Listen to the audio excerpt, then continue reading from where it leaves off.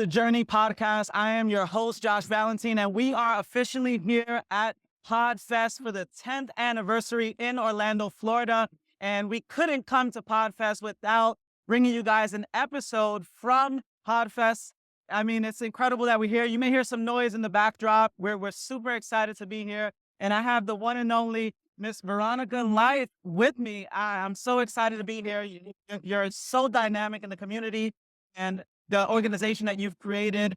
And I want to give our audience a little bit about your story, a little bit about your amazing organization, which is Purple It Up for Domestic Violence Awareness. And before we get started, I'd love to just kind of, give a little bit about you guys, or who you guys are. So Purple It Up for Domestic Violence Awareness is a global initiative to increase advocacy and raise awareness as we provide an ongoing network support. We are voluntarily advocating back, organizing, increasing awareness, and standing with those who need to know they are not alone and being the difference they need to see. This needs to be victoriously seen and communicated in every way, every day. So it's an honor and privilege to be here to really showcase your story, showcase your organization. We're really big on talking about just systemic issues, things that are happening within our culture, things that ultimately need to be resolved as a community. So I'd love it if you can give a little bit about just who you are, how you got started in this, a little bit about your backstory and how you got into the nonprofit space. Well, Josh, thank you for having me, and I would love to share it. Just so you know, I advocated before, during, and after. I found myself in an unfortunate experience, waiting after 10 years of hospice care between both of my parents. They went on to glory, and I was saying, Lord, I want to get back to me and start my life, because my life was on hold 10 years from 1999 to 2008 or so.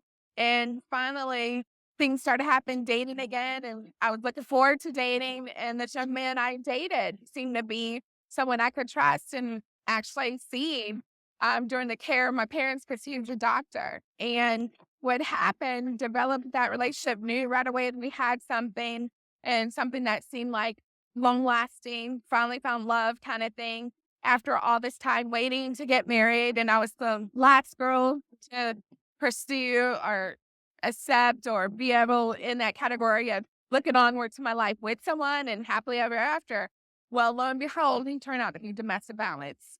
And that story is a pretty layered, interesting one that's yet not really shared or told unless somebody's asking me to have a conversation or I'm helping a survivor. But I would tell you, I never thought I would see the really dark side of someone going through domestic violence, because you hear somebody going through something, you want people to speak up, whatever it is. And so if it hits your gut, you speak up and do something, right? Absolutely. Well, advocating to victims before was like, wonder why they didn't just sleep. And that's the number one question. And we are addressing that. We're doing answer back, because during my journey and me going through domestic violence and overcoming, after I had to simply, unfortunately, walk away, I didn't have the help, because I seemed like I wasn't a victim, or I didn't need the money, I didn't need anything, or somebody thought I would get help. That's not true. When you're surviving domestic violence, you don't even know that you're going through it, first of all. So we are bringing awareness. In our conversation on our podcast, Purple Up Live, we are having the detailed conversation, the stories, the information, the statistics about getting help, support, and you're not alone in this. Because a victim, when you're going through, you got so many things to think about. And then when you don't get the help that you deserve because you don't fit a demographic, I fit a demographic of being single again, no kids, and looking at this from a perspective, why am I not getting support? I've done everything I asked. I helped someone else through because they had kids, they had support. It should be no different. Or if that person was shot or stabbed, they would be treated differently. Everybody, if they meet the circumstance of being a victim of domestic violence before the physical abuse, that needs to be addressed. That needs to change. So Purple It Up, we're on a mission to do just that. advocate to everyone and let them know they're not alone and they have support. We, in our organization at Purple Up for Domestic Violence Awareness, we cover legal, we cover housing, we cover food, we cover the conversation that you need in that first hour or that 24 hours to make a difference. And I think after all this time, for me, that was 2008 to 2010, after relocating 30 times and seeing what it took for me, I said, I'm going to make sure that one that I run into, they know that they have options, they have help, they have resources, and they have support. They're not alone. And so when I look at Gabby Petito, that story is still very fresh. If she would have had the resources or a trained individual before her, she would be alive today. I really, truly believe that. And that was another nail in the coffin that didn't need to be there. And I look at that, the empowerment of what awareness can do. We believe at Purple Up for Domestic Violence Awareness that awareness is everything. Prevention is the key to breaking the silence of domestic violence. Absolutely. That means with increasing awareness, and that's what we're on a mission to do. Because October, it's breast cancer and domestic violence awareness month. You see a lot of pink. Where's the purple?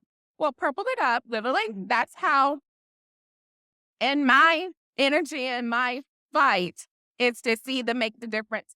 That every business, every sports team, every entity during the month of October, especially, and every Friday throughout every month, will purple it up, will flood Fridays for the overflow to happen. That's incredible. And so amongst that advocacy and that, we're reaching individuals that are motivated, inspired to see that they're not alone and have the conversation and get free. It is a decision to stay compliant. And the victims that have left, they have left several times. But who was there on the other side to tell them, to say, we're not going to take any less, no more. Yeah, absolutely. And that's what we're doing at purpleup.org. Incredible. That's so beautiful. Thanks for sharing that. And I love the fact that it's in the month of October. That's my favorite month, my birthday month. Yeah. So we're going to have a challenge party, block party, and you're going to write. Nice. Absolutely. Domestic violence awareness. So purple's the official color, Yes, just like for breast domestic- cancer. It's for domestic Yeah, violence. so we should flow it pink and purple during love the it. month of October. And every Friday leading up to that month and throughout that month, we want to start now corralling everyone to think about it. When it comes Friday, think of Free Fridays. That's beautiful. Flow it free Yeah. Friday, pink and Cool. purple for that reason to get ready for October. Yeah. Because it's a lot, but it's a empowerment of what can change. Absolutely. Look at what happened when COVID came through. You don't have somebody comes right now, you're going to be looking for a mask. Yeah. It's still that fresh, but with COVID, everybody didn't mask or didn't do anything before, but Yeah. let something happen. Of We course. need that action for Purple It Up for domestic violence Absolutely. awareness. I know one of the ways that are typically, people advocate is in sports. In football, you see the pink cleats or something pink with their outfit, or even in basketball, you see it. Right. So would you say long term, your Yeah. vision would be seeing a lot of athletes and entertainers pretty much wear the purple to represent domestic Exactly. awareness? Represent the purple and pink I and love why you wear it, because you're aware. In Yeah. the sports industry, there's Yeah. not a month that goes by, right? Yeah. They're hearing the end result of the violence and dealing with crisis. Yes. So we're on a mission to get that attention, increase awareness. They should be definitely purple and pink it up Of course. because of the fact that what's going on to Yeah. create awareness. Absolutely. And the key is that with more awareness, we're getting to prevention. We're not only dealing with the crisis, we're there on that side too. But Yeah. wouldn't it be nice to see a life make a difference and be a victorious, having the help they need, to know that they're not alone? And when the community gets together and that person's not staying alone anymore, that person that's abuser, male or female, because intimate partner would not, I guarantee you, would not treat it the same Most if the eyes were on them. Yeah, very true. Very true. I love the fact that you mentioned prevention, because Mhm. I love the saying that an ounce of prevention is better than a pound of cure. And a lot of this stuff is deeply rooted in trauma. A lot of this is deeply rooted in just what someone went through childhood and generational cycles, if you will. What would you say is the root cause of just domestic violence itself? And how can we overcome that by tackling the root cause? Or the Well, source of it all? the source of it all, it's a long history. It's never been dealt with. We've been getting it wrong. We have not put the attention of awareness. Just like when you want to get healthy, what do you do? You have to work at it. You have to talk about it. You have to have a plan. So in getting that person in front of that person to let them know they're not alone, that's a key thing, and that they have options. There's help. This is not right. You didn't deserve that. You didn't do anything. And evil is evil. And put it in its place. That's why we have the law. That's why we have rules. And they need to extend it to not just physical abuse. They need to extend it to the other part of domestic violence, which is nonverbal, Absolutely. non-physical. And it's not really deemed as an injunction unless she had some kind of physical trauma. We don't need to let it get physical because already the trauma is penetrating in the mind. Of course. That person is broken down. And that's a lot of perversive abuse. Yeah. That means they're conditioned some kind of way, non-physically, non-verbally. And then financial abuse is another end of it. Psychological abuse, emotional abuse, isolation, the power control will, it swings it all. So we want to make that will more proactive to let's counter that before we get to the root of the crisis. Absolutely. Because it's already there. Yeah. Yeah. Hey, for those of you who don't know me, my name is Josh Valentine, and I'm actually a life coach, entrepreneur, but also a husband, father, and community builder. And what I'm mostly known for around the world is teaching people how they can have work-life balance. My clients have ranged over the last decade from leaders in organizations in industry, entertainment, education, and government. And I've been teaching a lot of people how they can basically focus on the well-being of their whole being and get more work-life integration. And I'm really excited to possibly speak at one of your events, or maybe you can come out to one of mine. And if you'd like to hear a little bit more or see a little bit more about what I'm all about, hop over to my website. You could also send me a direct message. I'd be more than happy to send you some more information. And I once heard from Maya Angelou years ago that people will never really remember what you said to them, but they'll always remember how you made them feel. And it's important for me at my events to make sure that people are not only educated on how to live better lives, but also leaving feeling inspired and that they can actually change their life for the better. So looking forward to speaking at your next event. See you soon. It's interesting because I know for a lot of women, it can be tough. There's a lot of promotion these days of, just women being independent and everything like that. But I also believe in women being able to, take pride in being a stay-at-home mom. But I feel that it can be a double-edged sword in the sense that they become so heavily reliant and dependent on their significant other over dependency. Would you say that's probably top 3 reasons why a woman would just stay in a relationship even though she's being abused? And what's noted as the population, the female population, just so you know, domestic violence is it doesn't discriminate. You can be male or female, it's intimate partner. Yeah. And whenever there's an unhealthy balance and unhealthy habits, and lack of healthy habits, it's going to show up in some way. It may be coming out on financial abuse. It may coming out the way I speak to you, the way he relates to me, the way she relates to me. They're saying the same message. There's not a healthy balance there. And so that's the breakdown. And that goes spiritual to mental to physical. And domestic violence has many stages.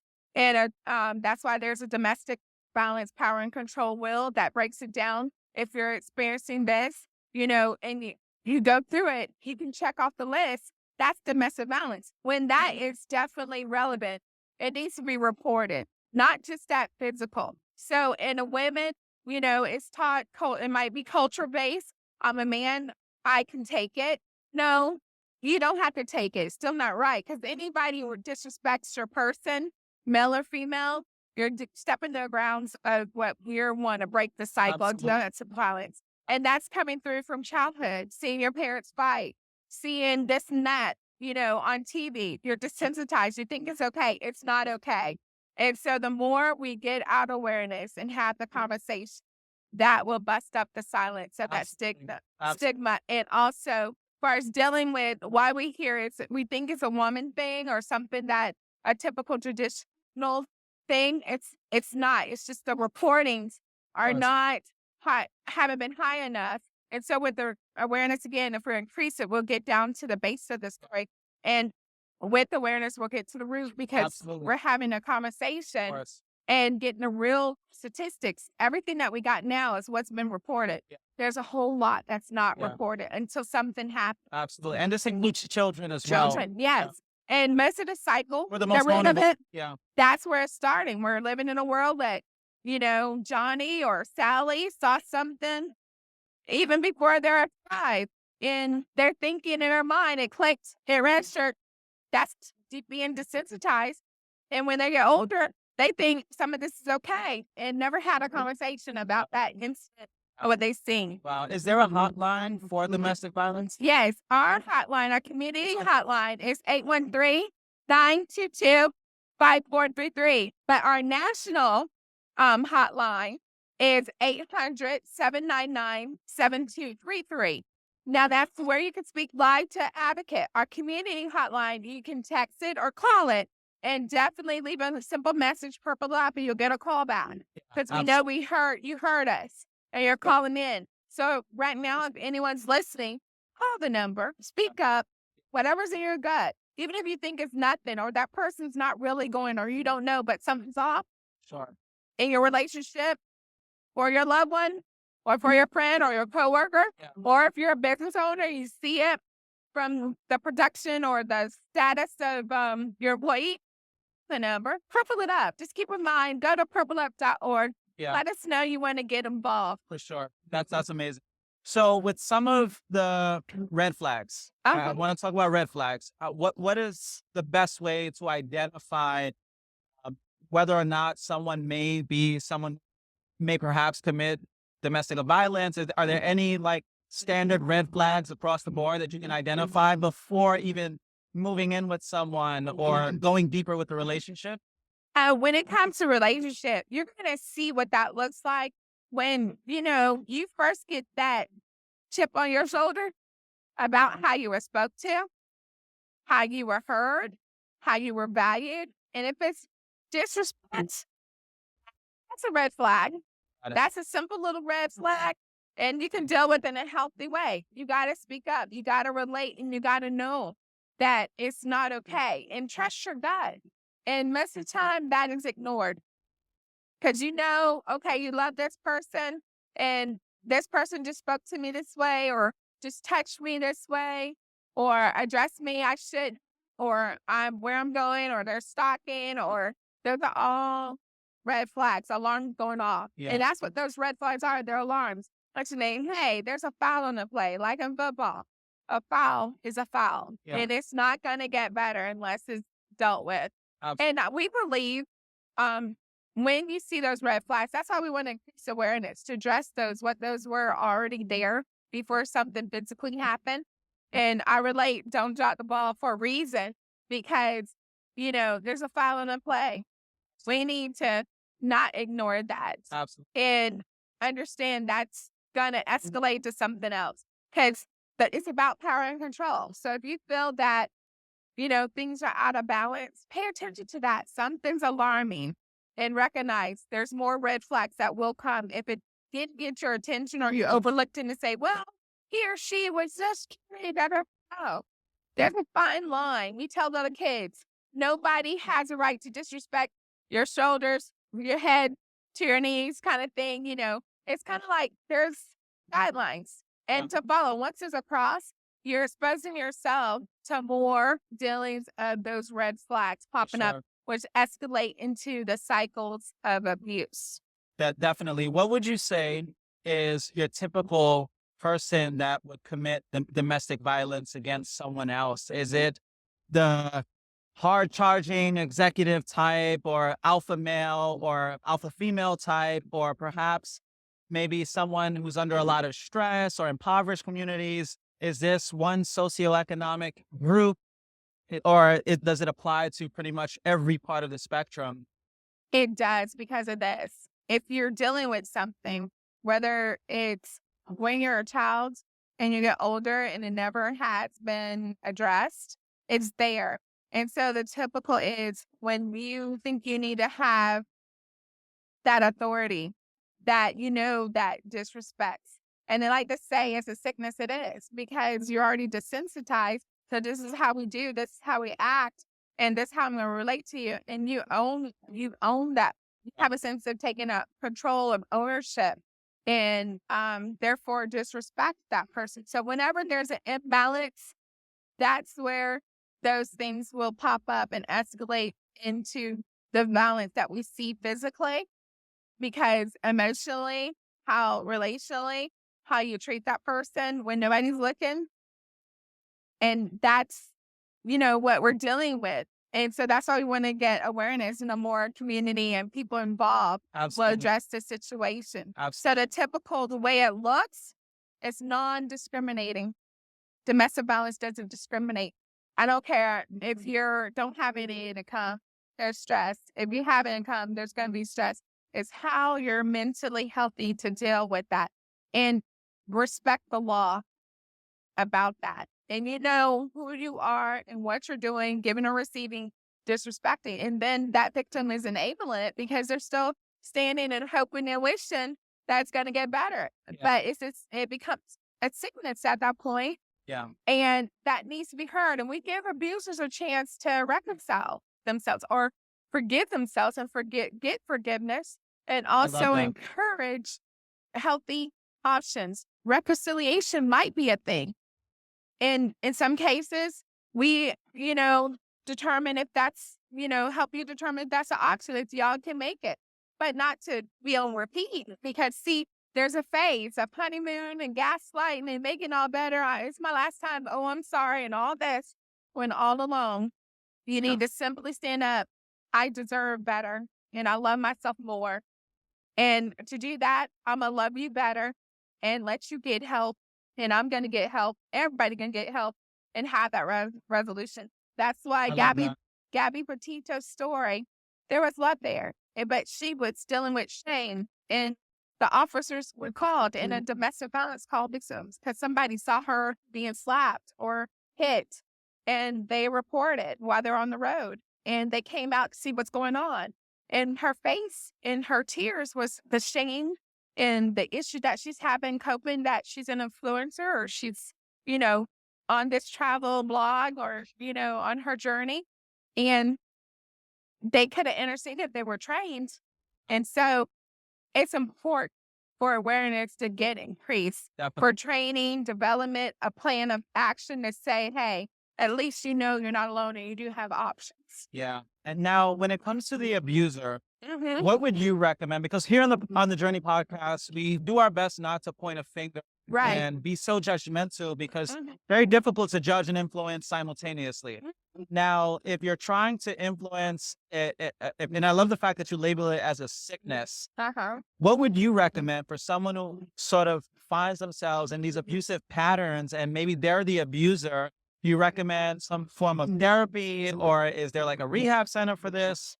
Yes, there is help. It's called Speak Up. What's in your gut? Be honest. Tell someone. Even go down to the fire department. Go to the emergency room and say, I'm going to this. Don't be ashamed of it, because most likely, if you look back, you saw that as a child. Yeah. And it became a thing that grows like a weed. Evil grows just like algae. And if it's not dealt with, you're going to still do that. And you're probably trying to say, hey, I need help. Yes, we want to hear you. We want you to do the same thing. We're telling the other side, the victims, to speak up. There is help for you. And counseling. And we believe people can reconcile and heal.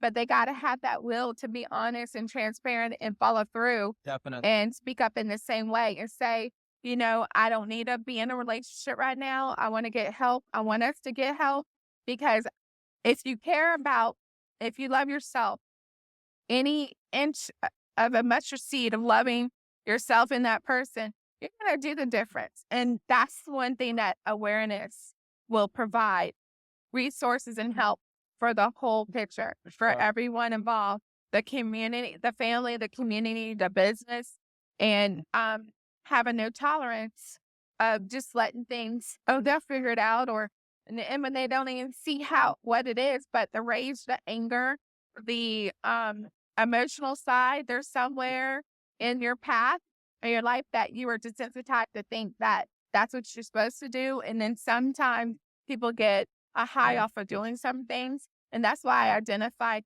yeah, it does become a sickness Yeah. if you don't know how to choose a healthy habit Definitely. and loving yourself better and loving yourself to be loved and loving someone, especially if you didn't know how to simply forgive whatever it was that you saw or whatever it was that you experienced as a child, as an adult, or anytime you feel it, it's time to speak up and let it be heard. If it's in your gut, speak up. And that's what we're encouraging to get people the help they need, whether you're the victim or the abuser, because no one is short of being simple. No one is perfect. But about this life, it's a pursuit of being perfected with love. Yeah. And righteousness is a thing that being a good citizen, being a part of this world, you have a right and you owe it to yourself to participate in the goodness that's provided, that's blessed. I agree with that. I definitely agree. At a systemic level, what would you say are top 3 things that there needs to be reform in terms of the system itself? Like, I know you mentioned housing, for example. Is there anything else that comes to mind? Right away, how you need to, if you're not trained, get trained, but you need to be aware.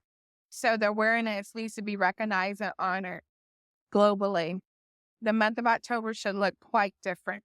And my prayer is after this is sparking that wave that needs to happen in that training in the forces that protect us. Yes. The military, there's a Yes. whole layer of dealing with domestic violence. Yes. Yes. Abuse and that high maintenance, that stress level job, having trainings. If you're a business owner, if you're a company, if you're the mayor, if you're city council, if you're a hospital, if you're a firefighter, if you're on the police department, training, Yeah. because you're going to be the ones on the first line getting that call Yeah. or in dealing with crisis.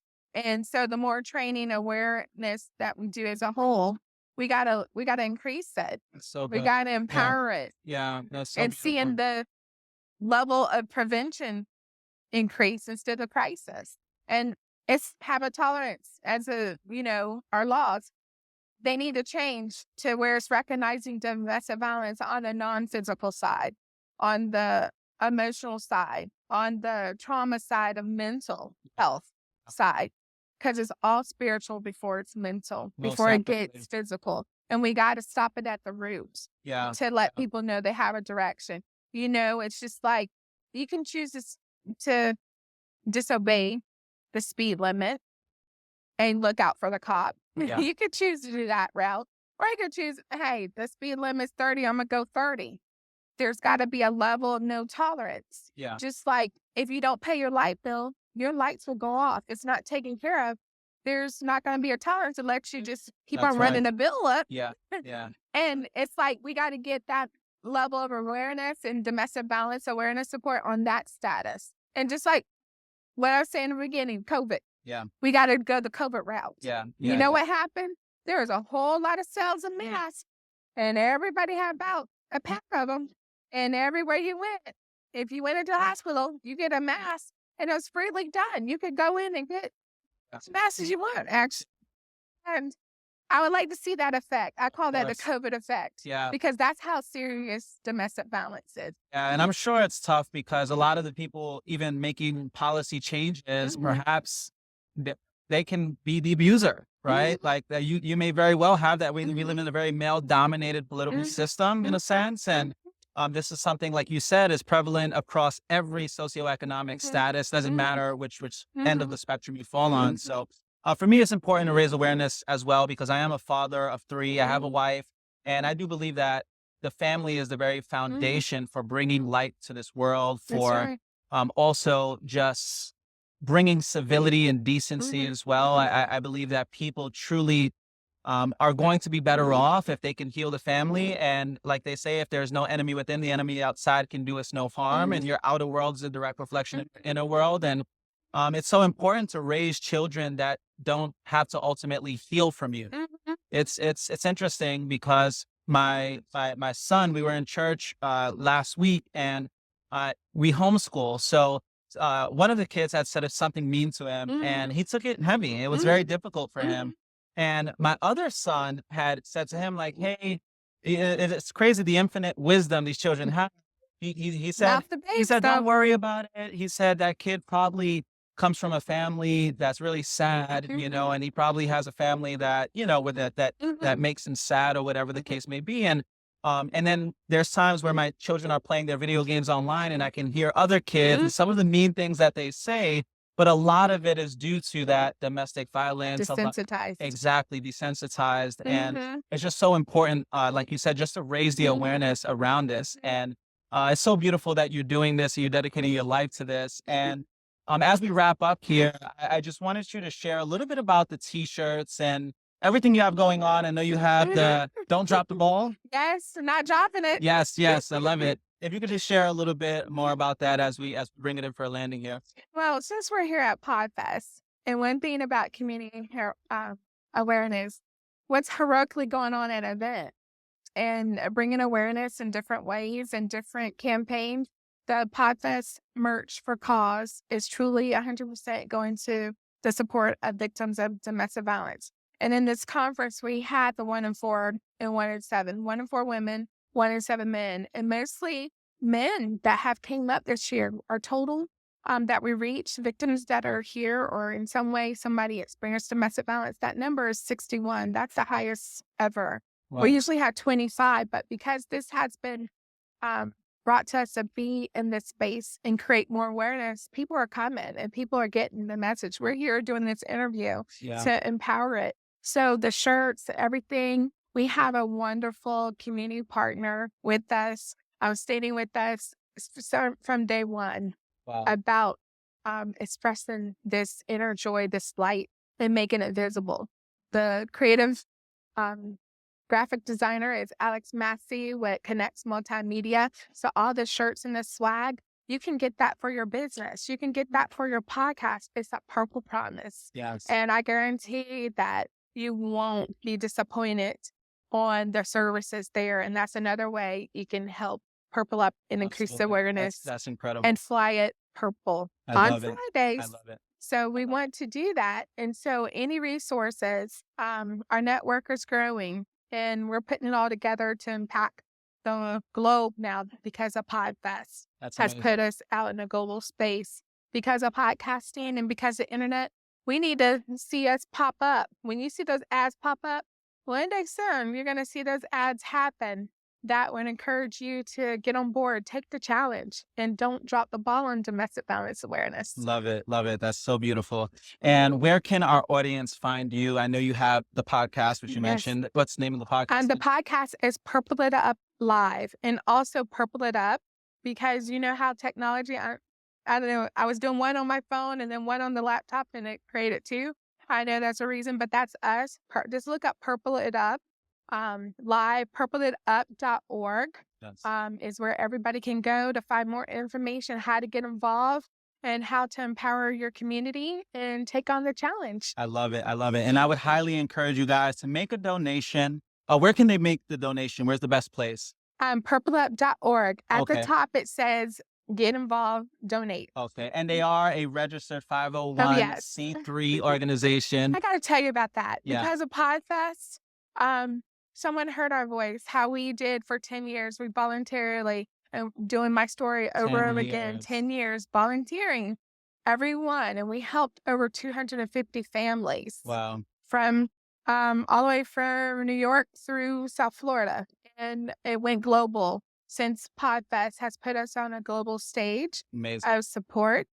And I would tell you, when I say to others, I need your help because, you know, if I only had what I had when I got divorced, I just walked away. I didn't get half of anything. We had our practice. We had some things that reason why the level of abuse was even increased. So I wouldn't fight or get anything, but I didn't know I needed to. I didn't have legal support. I didn't know what I could or what things meant. But in short, I want to say within people empowering awareness and speaking up to say, you know what, I want to help and support. Somebody heroically stepped up to help us with our 501c3. So as of December 2023, they don't want us to go in 24. without getting more. And that's Wow. what we're in line and doing. Podfest is here and I we're love it. at this I love it. event. And Yeah. like I said, awareness is going global I love and lives are being changed and it. inspired. The light prevails. I love it. Mhm. So beautiful. And Mhm. congratulations on Thank that. And you. thank you so much for even allowing us to be here with you today. And I Mhm. just look forward to just spreading more about this beautiful message that you guys are sharing here. And for those of you who jumped onto this episode, thank you for tuning in and hearing the amazing story of Veronica life. And the name is just so fitting as well. And thank you from the bottom of my heart. This was just so beautiful. And I look forward to just collaborating on future projects together. Yes. And I thank you for inviting me in your world and sharing the journey and telling the journey, because really that's an heroic step Beautiful. of action that Absolutely. will make a difference in a person's life. Definitely. Thank you That's so much. surviving. You're welcome. And that is a wrap, guys. Thank you Yes. so much for tuning into this episode. We'll be seeing you on the very next episode of the Journey Podcast. Take care and God bless. Yes.